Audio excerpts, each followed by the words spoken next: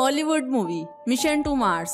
ये मूवी बहुत ज्यादा इंटरेस्टिंग है। इस मूवी में ये दिखाया जाता है कि कैसे एक एलियन मार्स से जमीन पर डीएनए का सैंपल भेजता है और फिर इस डीएनए से जमीन पर मछलियां, डायनासोर्स और इंसान बनते हैं। इस एलियन के बारे में हमें कैसे और कहां से पता चलता है, ये जानने के लिए आपको इस मूवी को एंड तक देखना होगा। आज इस मूवी को मैं डिटेल से एक्सप्लेन करूंगी। इस मूवी का स्टार्ट एक पार्टी से होता है। इस पार्टी में बहुत सारे एस्ट्रोनॉट्स होते हैं, जिनमें ल्यूक, इसका फ्रेंड जिम, फिल, वुडी और इसकी वाइफ टेरी शामिल है। ल्यूक को कुछ दिनों के बाद मार्स पर जाने वाला था। ल्यूक के फ्रेंड वुडी, फिल, जिम और टेरी इसकी मदद करने के लिए इंटरनेशनल स्पेस स्टेशन में जाते हैं। ये पांचों एस्ट्रोनॉट्स एक दूसरे के बहुत अच्छे फ्रेंड्स होते हैं। इस मिशन में सबसे पहले जिम और इसकी वाइफ ने जाना होता है, लेकिन मैगी की अचानक तबीयत खराब हो जाती है, जिसकी वजह से जिम को इस मिशन से पीछे हटना पड़ता है ताकि वो अपनी वाइफ का ख्याल रख सके। कुछ दिनों के बाद मैगी मर जाती है। मैगी की डेथ के बाद जिम का दिमागी तवाज़ुन खराब हो जाता है,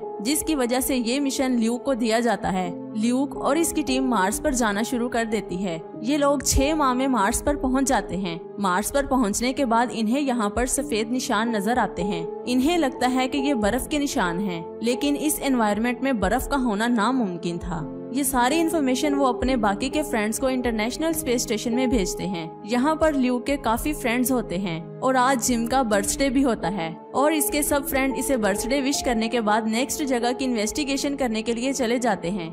ल्यूक की टीम जब इस जगह पर पहुंचती है तो इन्हें इस जगह पर धीमी सी आवाज आती है। ये लोग अपने रेडार के थ्रू उस सफेद पत्थर पर सिग्नल भेजते हैं। सिग्नल भेजने के बाद इनकी डिवाइस अचानक बंद हो जाती है और यहाँ पर बहुत बड़ा तूफान आना शुरू हो जाता है। ये तूफान बहुत बड़े पत्थर में तब्दील हो जाता है। ये लोग हैरान होकर इसे देखना शुरू कर देते हैं। इतने में इस पत्थर में से एक सांपनुमा चीज बाहर निकलती है। अब यहाँ पर बहुत ही खतरनाक आवाजें आना शुरू हो जाती हैं, जिसकी वजह से बड़े बड़े पत्थर उड़ना शुरू कर देते हैं। इनमें से एक पत्थर रिमी को लगता है और वो मर जाता है।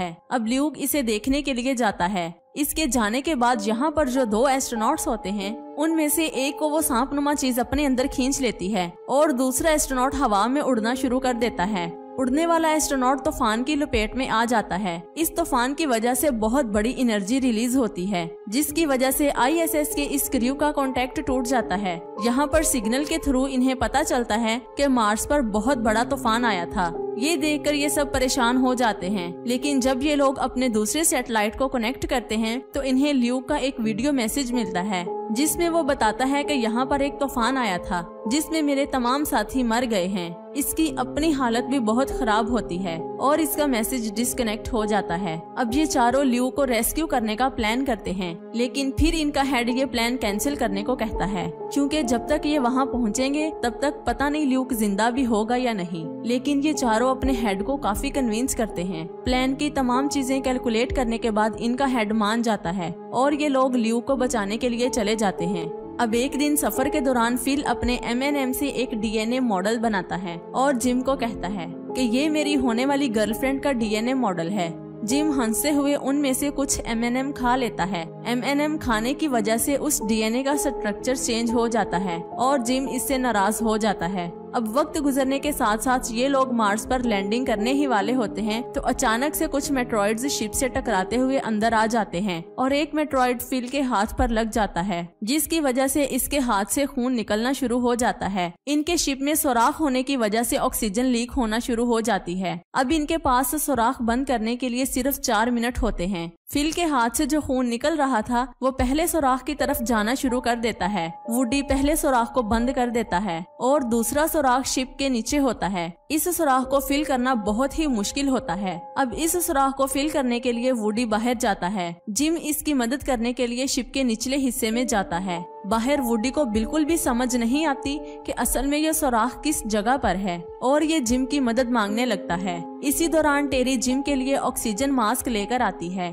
टेरी जब ऊपर आती है तो जिम इसे वहीं रुकने का कहता है और इसे एक लिक्विड पाउच देते हुए कहता है कि इस लिक्विड को हवा में उछाल दो। जैसे ही टेरी इस लिक्विड को बाहर निकालती है तो ये लिक्विड उन सुराखों की तरफ जाना शुरू कर देता है जहाँ से ऑक्सीजन लीक हो रही थी। जैसे ही ये लिक्विड बाहर जाता है तो फ्रीजिंग एनवायरनमेंट की वजह से ये लिक्विड जम जाता है। वुडी को जब ये सुराख नजर आता है तो वो इसको बंद कर देता है और फिर इसके बाद अंदर आ जाता है। अब यहाँ फ्यूल पाइप पर इन मेट्रॉइड्स के टकराने की वजह से छोटे छोटे सुराख हो जाते हैं। इन सुराखों के बारे में इन लोगों को कुछ भी पता नहीं होता। अब मार्स पर लैंडिंग करने का वक्त आ जाता है, लेकिन इस पाइप का नुकसान होने की वजह से सारा फ्यूल बाहर निकलना शुरू हो जाता है। तो आसपास के फ्यूल में आग लगने की वजह से शिप के पिछले हिस्से में बहुत बड़ा ब्लास्ट हो जाता है। इस ब्लास्ट में इनका इंजन टूटकर अलग हो जाता है। अब यहाँ पर जिम को याद आता है कि नासा ने कुछ सालों पहले रीसप्लाई मॉड्यूल मार्स पर भेजा था। ये लोग इस शिप को रीसप्लाई मॉड्यूल के साथ कनेक्ट करके लैंडिंग करने का सोचते हैं। रीसप्लाई मॉड्यूल काफी दूर होता है, जिसकी वजह से ये लोग शिप के बाहर आ जाते हैं और वुडी खुद को स्पेस में लॉन्च करता है। फिर एक वायर के जरिए रीसप्लाई मॉड्यूल को पकड़ता है, लेकिन इसकी स्पीड ज्यादा होने की वजह से वुडी काफी दूर चला जाता है। इसके बाद ये तीनों भी इसी वायर के जरिए रीसप्लाई मॉड्यूल को पकड़ते हैं। वुडी को काफी दूर जाते देखकर इसकी वाइफ टेरी इसे बचाने के लिए जाती है, लेकिन वो इसे अपने पास आने से मना करता है क्योंकि टेरी के सूट में इतना फ्यूल नहीं होता कि वो वुडी को बचा सके। अब टेरी उसी वायर के जरिए वुडी को पकड़ने की कोशिश करती है, लेकिन ये वायर कुछ ही देर में खत्म हो जाती है। ये देखकर टेरी रोना शुरू कर देती है और फिर उसे बचाने के लिए आगे आना शुरू कर देती है। अब वुडी अपनी वाइफ को बचाने के लिए अपना हेलमेट उतार देता है। हेलमेट उतारने की वजह से वुडी फ्रीज हो जाता है और वो मर जाता है। अब टेरी वापस रीसप्लाई मॉड्यूल पर आती है और ये लोग इसके जरिए मार्स पर लैंड करते हैं। लैंडिंग के बाद ये लोग बेस कैंप में जाते हैं, लेकिन यहाँ पर भी कोई नहीं होता। जिस क्राफ्ट से लूफ आया था, टेरी उसे रिपेयर करना शुरू कर देती है। जिम शिप के अंदर जाकर चीजें चेक करता है और इसके अंदर ऑक्सीजन देखकर हैरान हो जाता है। इसे यहाँ पर ग्रीन हाउस और पानी भी नजर आता है। इसके बाद इसे एक आवाज सुनाई देती है, जैसे इसे कोई मारने के लिए आया हो। जब ये पीछे मुड़कर देखता है तो इसके पीछे ल्यूक होता है। वो काफी डरावना हो चुका था और इस पर हमला करना शुरू कर देता है। ल्यूक को लगता है कि ये इसका वहम है, लेकिन ये सच में जिम को मार रहा होता है और जिम को फिल आकर बचा लेता है। जब ल्यूक सारे मेंबर्स को देखता है तो इसे यकीन नहीं होता कि इसे बचाने के लिए रेस्क्यू मिशन भेजा गया है। ये लोग इसे वुडी के बारे में बताते हैं कि वो मर गया है। ये सुनकर ल्यूक काफी दुखी हो जाता है कि मेरी जान बचाने के लिए मेरे दोस्त ने अपनी जान गंवा दी। अब ये लोग सैटेलाइट प्रोग्राम के पास जाते हैं तो ल्यूक इन्हें इस साउंड के बारे में बताता है कि ये साउंड ब्लॉक्स में डिवाइडेड है, जैसे कि X, Y और Z एक्सिस। जब इन तीनों ब्लॉक्स को ल्यूक मिलाता है तो इससे एक डीएनए सैंपल बन जाता है, जो कि बिल्कुल इंसानों के डीएनए की तरह होता है। लेकिन इस डीएनए सैंपल में क्रोमोसोम्स का लास्ट पेयर मिस था।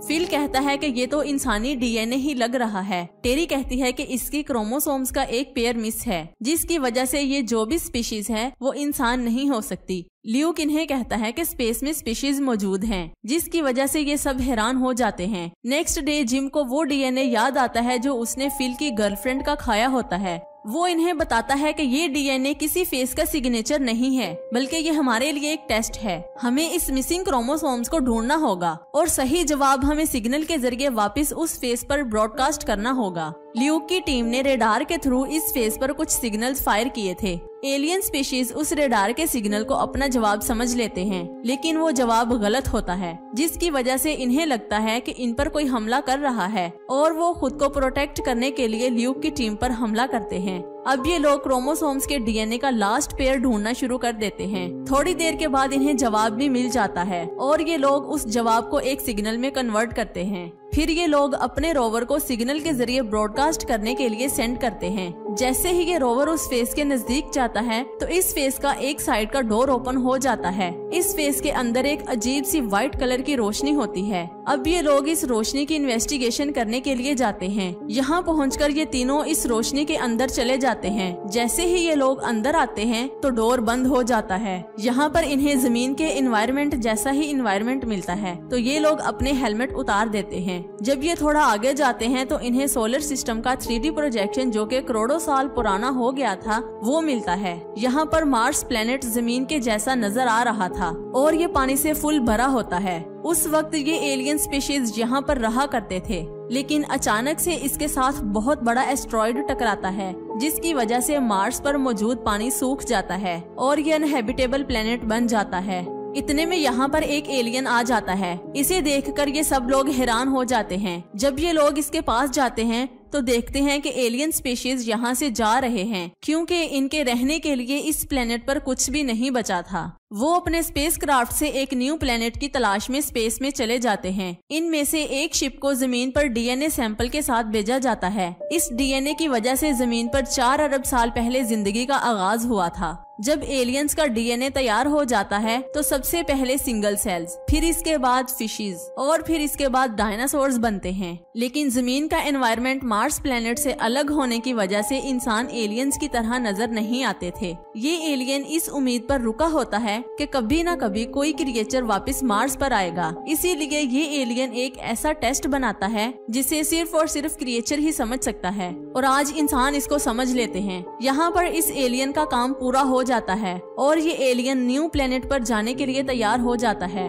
ये एलियन इनमें से एक एस्ट्रोनॉट को अपने साथ जाने के लिए इनवाइट करता है। इसकी इनविटेशन को जिम एक्सेप्ट कर लेता है। जिम टेरी और ल्यू को गुड बाय कहकर एक कैप्सूल में बंद हो जाता है। ये जो सफेद फेस था ये उनका स्पेसक्राफ्ट था। टेरी और ल्यू जमीन पर जाना शुरू कर देते हैं। दूसरी तरफ जिम इस तूफानी चेहरे से बाहर आता है और इस एलियन के साथ दूसरे प्लेनेट पर पहुंच जाता है। इसी के साथ ये मूवी खत्म हो जाती है।